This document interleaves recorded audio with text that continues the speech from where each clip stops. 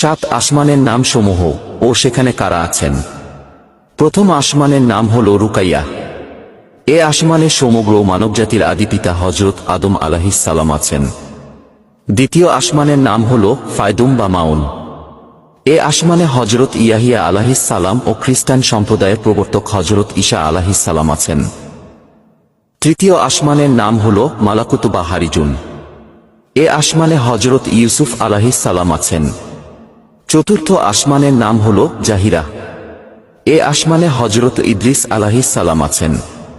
পঞ্চম আসমানের নাম হল মুজাইনা বা মুসাহারাত। এ আসমানে হযরত হারুন আলাইহিস সালাম আছেন।